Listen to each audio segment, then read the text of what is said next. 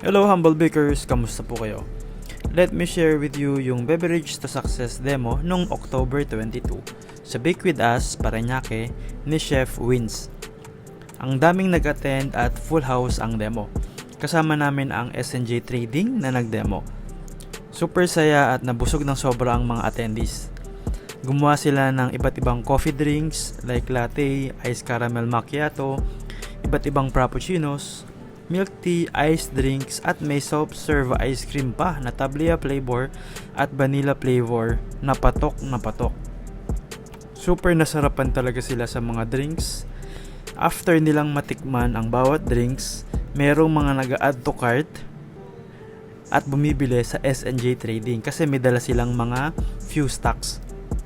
Na-amaze din sila sa sobrang simple ng procedure at affordable na price.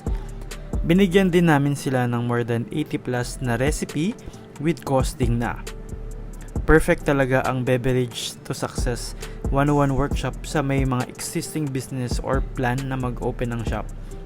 By the way, I have another demo this coming October 28 sa Baking and Home Depot, Quezon City. At if interesado kayo, mag-enroll na habang meron pang available na slots for only 1,200 pesos from 1 p.m. to 6 p.m.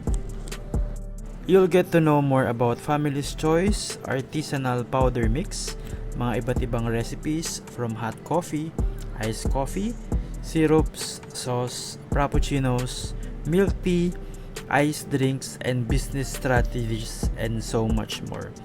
I hope na makita ko yung isa or more than pa na nag-attend ng Beverage to Success demo na meron ng coffee shop, milk tea shop, or ice cream shop in the near future using yung artisanal powder mixes.